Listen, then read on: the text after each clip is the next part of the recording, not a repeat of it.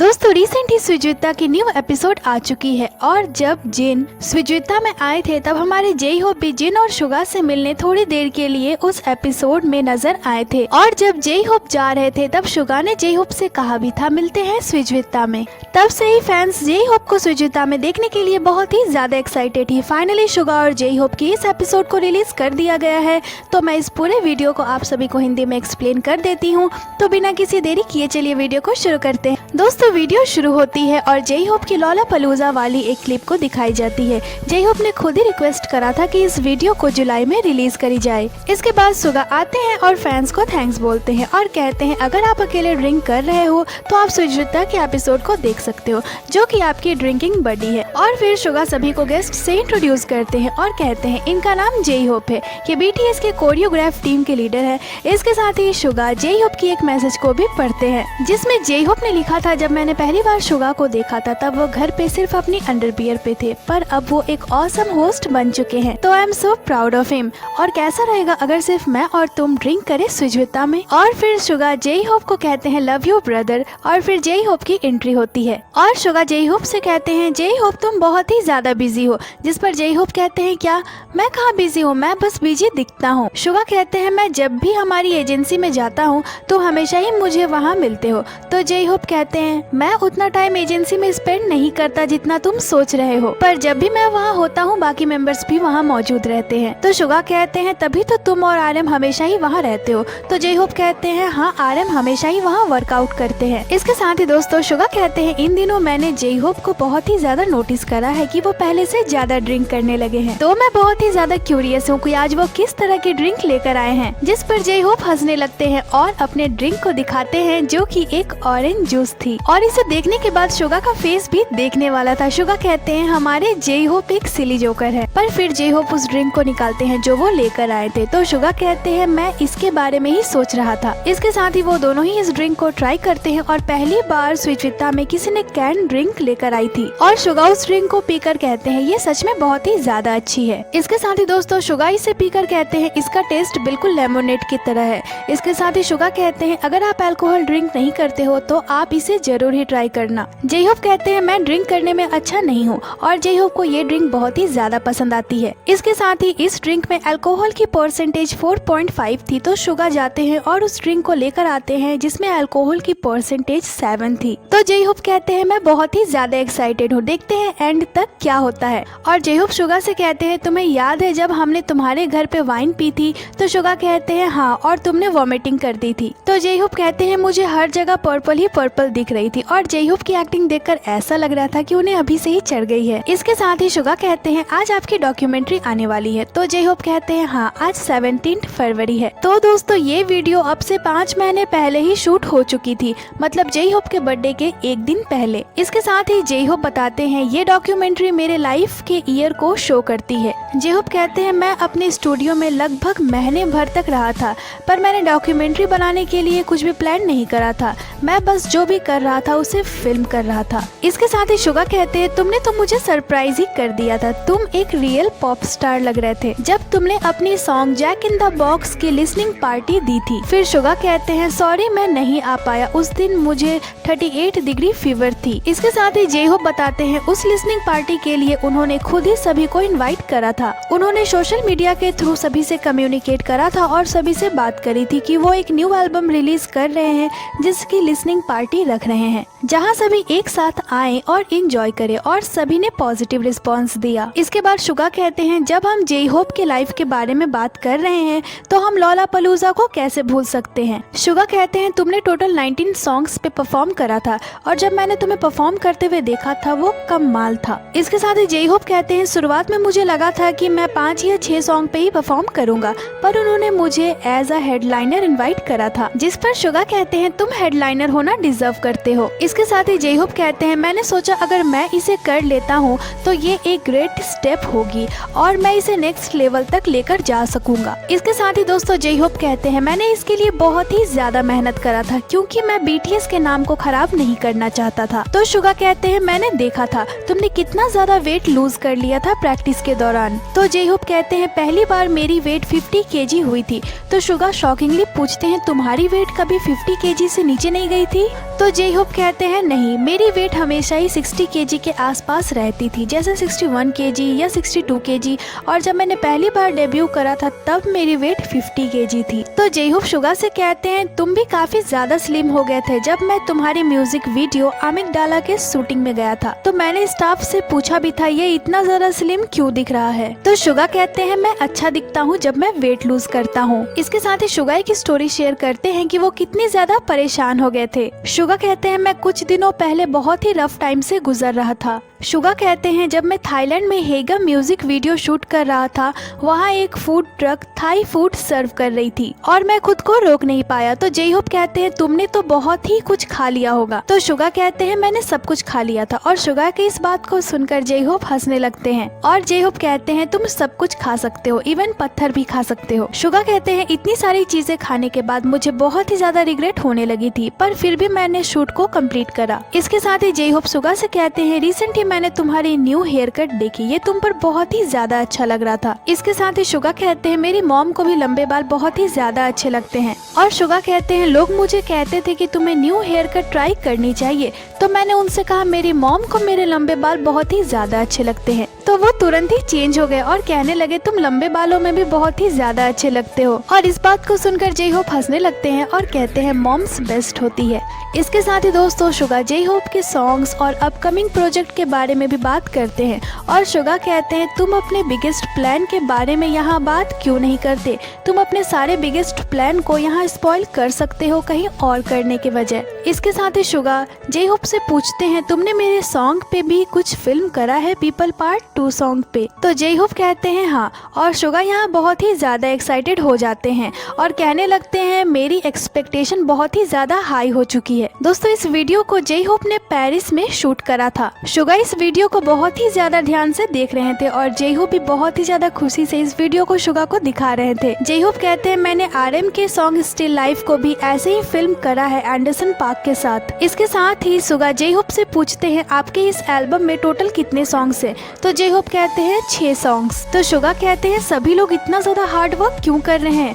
Suga कहते हैं ये लोग म्यूजिक को लेकर क्रेजी हो चुके हैं। तो जेहोप कहते हैं म्यूजिक मेरे लिए सबसे बड़ा फन है। इसके साथ ही जेहोप कहते हैं हमारे मेंबर्स के बारे में सबसे जो औसम बात है वो है उनकी पैशन। तो शुगा कहते हैं हाँ, हम सभी लोग पैशन के बिना तो डेड है। जेहोप कहते हैं तुम बहुत ही ज्यादा पैशनेटेड हो। हमारे जिमिन लाइव सिंगिंग प्रैक्टिस करते हैं हर दिन पूरे 6 घंटों तक। हमारे मेंबर्स के पास जो पैशन है वो अमेजिंग है। मुझे लगता है उसी कारण आज हम इतनी दूर तक आ पाए हैं। इसके साथ ही शुगा कहते हैं लोलापलूजा BTS में पहला सोलो एल्बम, पहला OST एल्बम, सारी कूल चीजें तो तुमने अकेले ही कर रखी है। तो जेहोप हंसने लगते हैं। शुगा कहते हैं सारी कूल और फर्स्ट चीजें तुम ही कर रहे हो, तुम सब अकेले अकेले कैसे कर सकते हो। दोस्तों शुगा यहाँ जेहोप से मजाक कर रहे थे। तो जेहोप कहते हैं मैं बस कर देता हूँ और मैं उसे करने वाला पहला पता नहीं कैसे हो जाता हूँ। जेहोप कहते हैं मुझे लगता है ऐसा इसलिए है क्योंकि मैंने सारे मेंबर से पहले सोलो एल्बम रिलीज करा था। शुगा कहते हैं सबसे पहले चीजों को करने का टाइटल तुम्हें ही मिला है। तो जेहोप कहते हैं हाँ, मुझे ऐसा फील नहीं होता। तो शुगा कहते हैं मैं हमेशा सेकंड रहूंगा। इसके साथ ही जेहोप कहते हैं चीजों को पहले करने के कारण मुझ पर काफी ज्यादा प्रेशर है कि मैं चीजों को अच्छे से करूं ताकि जब अदर मेंबर्स अपने सोलो एल्बम के साथ आए तो मैं उनके लिए एक अच्छा इन्फ्लुएंसर रहूं।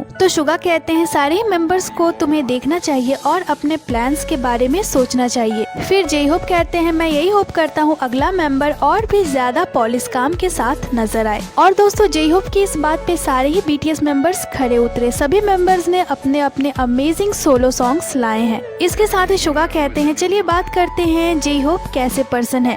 और शुगा के इस सवाल को जेहोप समझ नहीं पाए, पर फिर जेहोप समझ जाते हैं कि शुगा क्या कहना चाहते हैं। फिर शुगा पूछते हैं तुम डांसिंग में कैसे आए। तो जेहोप कहते हैं मुझे लगता है ये मेरी किस्मत में था। जेहोप कहते हैं जब मैं 5th ग्रेड में था तब बच्चे बहुत ही ज्यादा फील्ड ट्रिप में जाते थे और वहाँ कैंप भी करते थे और हम कैंडल्स भी जलाते थे। इसके साथ ही जेहोप बताते हैं जब मैं 3rd ग्रेड में था तब हम रोज सुबह एक्सरसाइज करते थे और मैं उस एक्सरसाइज की वीडियो को फिल्म करता था। वो एक्सरसाइज को कुछ इस तरह से करते थे और जेहोप कहते हैं सभी बहुत ही ज्यादा शर्माते थे, पर जब मेरी बारी आती थी तो मैं बड़े ही मजे से इसे करता था। और इस तरह की सिमिलर डांस उस दौरान आने वाले शो X-Men में भी होती थी और उस दौरान ये रोबोट डांस होती थी। इसके साथ ही दोस्तों जेहोप और शुगा सच में बहुत ही ज्यादा एंजॉय कर रहे थे। और इसी तरह जे होप ने डिसाइड करा कि वो डांस करेंगे। जे होप को लगा कि यही उनका रास्ता है। जे होप कहते हैं जब मैं छोटा था तब मेरी कोई भी बड़ी प्लान्स नहीं थी। जे होप कहते हैं मैं डांस इसलिए नहीं करता था क्योंकि मुझे सिंगर बनना था,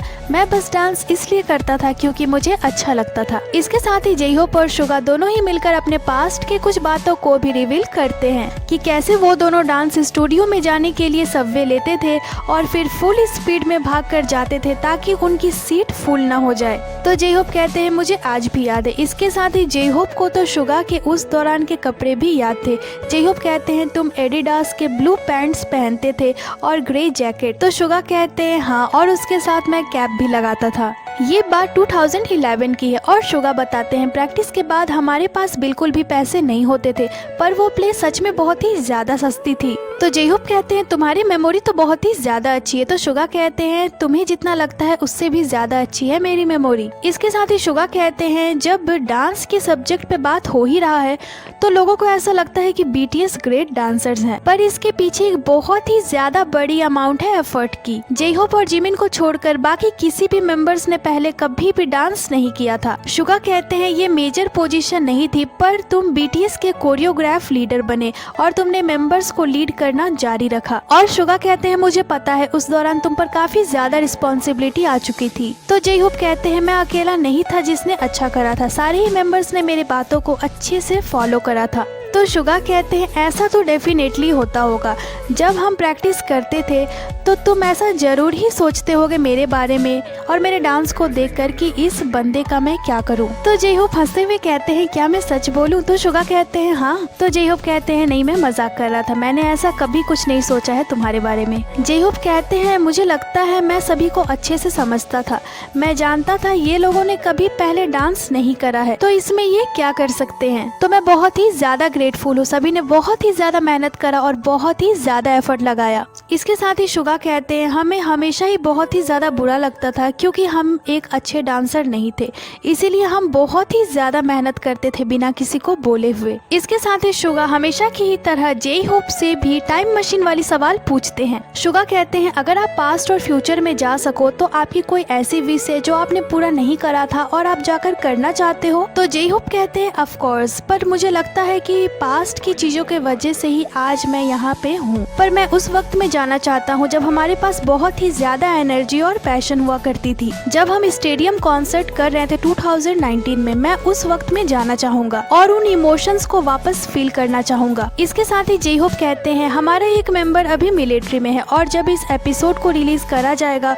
उस दौरान मैं भी मिलिट्री में ही रहूंगा, तो इसमें थोड़ा वक्त लगेगा जब हम फिर से एक साथ आएंगे, इसमें 2 या 3 साल का वक्त लगेगा। सच में हमारे जे होप पुराने दिनों को बहुत ही ज्यादा मिस कर रहे हैं। इसके साथ ही शुगा कहते हैं जब हम टूर पे होते थे और सभी चीजें बहुत ही ज्यादा चैलेंजिंग होती थी, फिजिकली भी और मेंटली भी, पर हमारे पास सोचने का उतना वक्त नहीं होता था। शुगा कहते हैं हम अभी जहाँ हैं उसे एक्सप्लेन करना बहुत ही ज्यादा मुश्किल है। इसके साथ ही शुगा कहते हैं मैं भी उस टाइम को बहुत ही ज्यादा मिस करता हूँ। शुगा कहते हैं मैंने सोलो एल्बम बनाया और सोलो कॉन्सर्ट भी करा, पर मुझे लगता है हम सबसे ज्यादा ऑसम तब होते हैं जब हम एक साथ होते हैं। इसके साथ ही शुगा कहते हैं मुझे लगता है हम एक साथ फिर होंगे, वो भी बहुत ही ज्यादा लंबे वक्त तक। शुगा कहते हैं मुझे लगता है हमारी ये टीम एक बहुत ही ज्यादा लंबे वक्त तक एक साथ रहेंगी और मुझे लगता है कि 2025 में हम फिर से टूर पे जाएंगे, वो भी पूरे ग्रुप के साथ। तो आर्मीज के साथ साथ मेंबर्स भी बीटीएस को बहुत ही ज्यादा मिस करते हैं। पर यहाँ एक बहुत ही बड़ी गुड न्यूज मिली है कि 2025 में बीटीएस पहले जैसे कॉन्सर्ट्स करेंगे। इसके साथ ही शुगा जे होप के साथ एक और ओल्ड स्टोरी शेयर करते हैं और कहते हैं तुम्हें याद है जब हम 9-8 में रहा करते थे?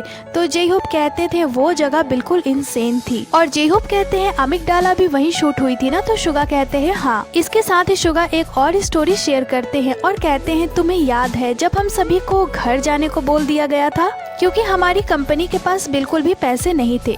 तो जे होप कहते हैं हाँ, और हमें समझ नहीं आ रहा था कि अब हम क्या करें और हमारे पास पैसे भी नहीं थे। फिर शुगा कहते हैं मैं, तुम और आरएम आगे आते हैं और कहते हैं हम मूव आउट नहीं करेंगे।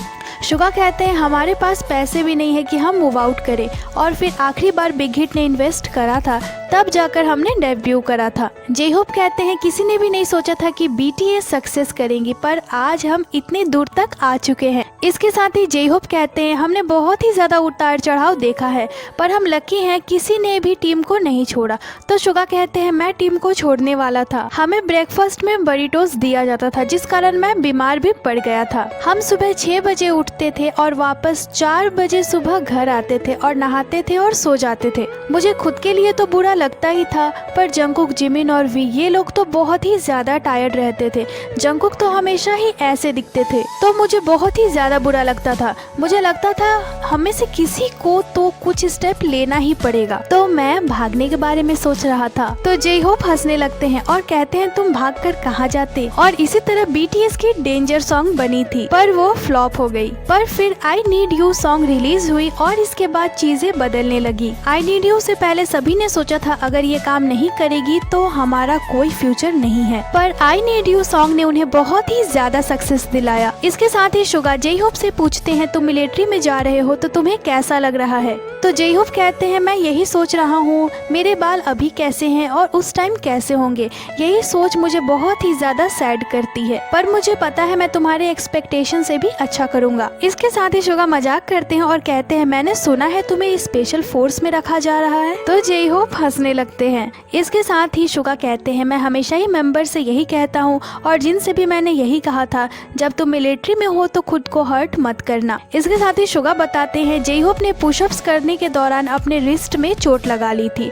तो जे होप हंसने लगते हैं। इसके साथ ही शुगा कहते हैं तुम पेपर के बने हो क्या, और शुगा कहते हैं इसीलिए मैं होप करता हूँ कि तुम खुद को हर्ट नहीं करोगे। और फिर शुगा सुचित्रा की लास्ट क्वेश्चन पूछते हैं कि जे होप का क्या ड्रीम है। तो जे होप कहते हैं मेरी ऐसी कोई ड्रीम नहीं है, मैं बस खुश रहना चाहता हूँ और एक लंबे वक्त तक आर्टिस्ट बना रहना चाहता हूँ, और जो लोग बीटीएस को पसंद करते हैं उन्हें मैं ढेर सारा प्यार देना चाहता हूँ, बस यही मेरी छोटी सी गोल है। और फिर जे होप ऑटोग्राफ देते हैं जो ग्लास वो अल्कोहल के साथ लेकर आए थे उस पर। और फिर शुगा जे होप के लिए केक लेकर आते हैं क्योंकि ये एपिसोड 17 फरवरी को शूट हुई थी और 18 फरवरी को जे होप का बर्थडे है, इसीलिए शुगा जे होप के बर्थडे को सेलिब्रेट करते हैं। और शुगा कहते हैं इस केक को अपने साथ ले जाना और खा लेना। तो जे होप कहते हैं हाँ बिल्कुल। इसके साथ ही शुगा कहते हैं लाइव के दौरान बताना कि इस केक को मैं लेकर आया था। और दोस्तों उस दिन जे होप ने बिल्कुल ऐसा ही करा था, वो वही केक लेकर आए थे जो आज इस एपिसोड में शुगा ने उन्हें दिया है। और इसके साथ ही ये एपिसोड यही खत्म हो जाती है। सच में मैं तो सुचित्रा की बिगेस्ट फैन हो चुकी हूँ। बाकी इस एपिसोड में जितनी भी बातें हुई और इंटरेस्टिंग चीज हुई वो सभी मैंने आपको हिंदी में बता दी। वीडियो आपको कैसी लगी हमें कमेंट कर जरूर ही बताइएगा। तो ये थी आज की वीडियो को लाइक करें, चैनल को सब्सक्राइब करें। इसके साथ ही आप हमें इंस्टाग्राम पे फॉलो कर ले जिसकी लिंक चैनल पे दी हुई है। अपना बहुत सारा ख्याल रखें, मिलती हूँ आपसे अगली वीडियो पे।